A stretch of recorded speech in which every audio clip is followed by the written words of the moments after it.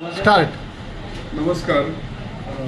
पुण्याचे सुप्रसिद्ध गृहनिर्मितीतले उद्योजक श्रीयुत अण्णा भरेकर यांना आज आपण भेटतोय वारीच्या निमित्ताने.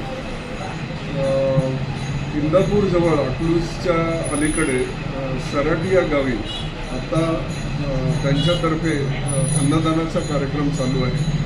त्यानिमित्ताने आपण त्यांचं मनोगत आणि या उपक्रमाच्या मागची भूमिका त्यांची काय आहे याबद्दल थोडं जाणून घेऊया.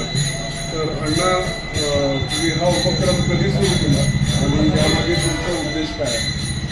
हे पहा, हा मी अण्णा भरेकर हा उपक्रम मी गेले 25 वर्षापूर्वी चालू केलेला आहे. त्याचं एक कारण मोठं आहे की त्या 25 वर्षापूर्वी या गावामध्ये अन्नदानाचा कुठलाही कार्यक्रम मी घेत नव्हतं आणि इथं वारकऱ्यांना ज्या पद्धतीचं अन्नदान हवं ते मिळत नव्हतं. म्हणून मी पालखी प्रमुखांशी संवाद साधला आणि त्यांनी मला अकलूजचं सराटी हे गाव दिलं की या ठिकाणी अन्नदान नसतं आणि खरंच आज या ठिकाणी गेले 25 वर्ष कुणाचंही अन्नदान नाही. मी एकाच या ठिकाणी आमच्या मित्र परिवारातर्फे या ठिकाणी मी अन्नदान करत असतो आणि त्याला जवळजवळ आता 25 वर्ष पूर्ण झाले. साधारण किती लोक इथे जेवून जातात? असं काही लोकांचं आम्ही गणित मांडत नाही, पण ॲव्हरेज आम्ही जेवढं जो मटेरियल आणतो तर एक 10,000च्या आसपास लोक या ठिकाणी भोजनाचा आनंद घेतात.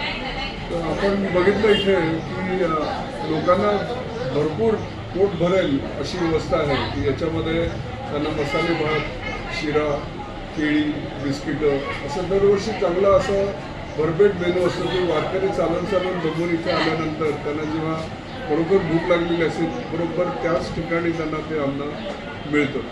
तर अण्णा, या व्यतिरिक्त तुमचे अजून 2-3 उपक्रम आहेत. या व्यतिरिक्त आम्ही सामुदायिक विवाह सोहळा म्हणजे जी मुलं हुंडा घेत नाही अशा लोकांच्या सर्व जाती धर्माच्या लोकांची लग्न गेली 23 वर्ष मी लावतो आणि ती 25-50 या आकड्यामध्ये असतात. त्याचा संपूर्ण खर्च एकही रुपया खर्च वधूवरांना नसतो. फक्त त्यांनी हुंडा घेऊ नये एवढी आमची मोठी अट असते आणि वयाच्या दाखला पूर्ण झाल्यावर त्याचा संपूर्ण खर्च आम्ही करून आमच्या परिवारातर्फे हा सामुदायिक विवाह सोहळा दरवर्षी वर्षातून एकदा करतो. खरोखर हे खूप पुण्याचं काम आहे की ज्यांना परिस्थिती नाही अशा लोकांना त्यांचा संसार सुरू करण्याकरता अण्णा इकडनं मदत होतो. अजून एक अण्णा आहे की गेले 10 वर्ष 12 वर्ष झाली, 10-12 वर्ष एक चांगली गोशाळा पुण्याच्या जवळ मुंबईत आम्ही सुरू केलेली आहे. जवळजवळ 150-200 गायी माझ्याकडे आहेत. चांगल्या दुधाळू गायी आम्ही निर्माण करतो. त्यातली खोंड जवळजवळ 200 खोंड आम्ही आतापर्यंत शेतकऱ्यांना